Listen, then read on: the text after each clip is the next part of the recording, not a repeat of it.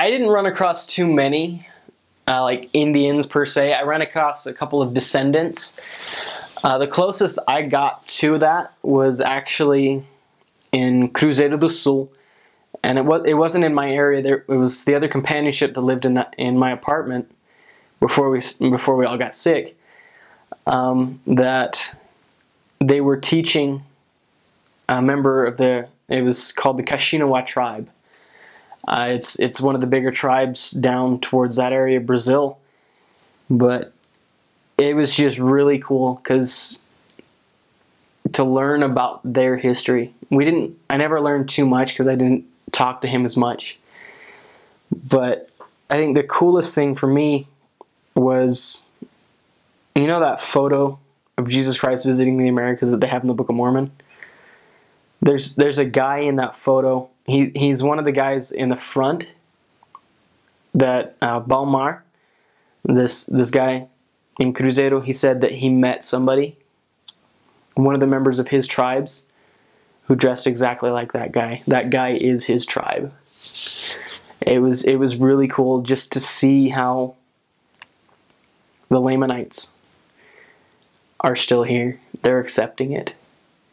Because it did not take him long at all. He was already married, nothing wrong, no problems with a word of wisdom.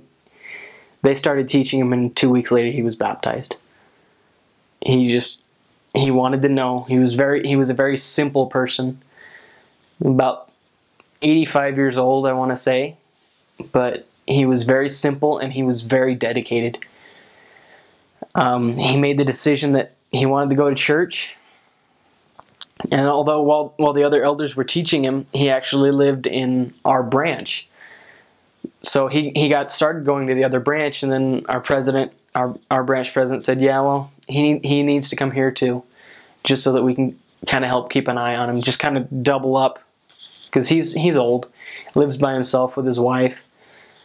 But he would come to church every day, every Sunday. He would be one of the first people there. 85 years old, got his little walking stick. He's got all the armbands that they have. Occasionally his wife would come painted as an Indian. It was really cool stuff. And he would come from the morning meetings for their branch, and then he would come in the afternoon for ours. He would always be there. He never missed a day. He was just always very happy. So it was really nice meeting him. One of the sad things that happened to him is after he'd been baptized for about a month and a half, his son got killed. Nobody knows by whom. All they know is that he just disappeared. He'd been out fishing, so the assumption is that he just got killed, and they tied him to the motor and threw him in the river. Nobody knows what happened other than that. But I mean, he was sad about that. And he, like I said, he didn't understand everything.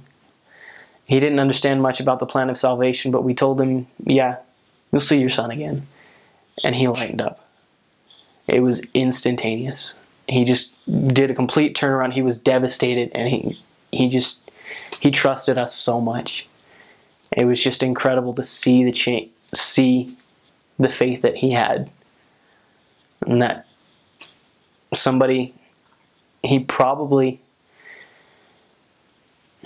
he's probably a direct descendant of one of those men who saw Christ. It was amazing.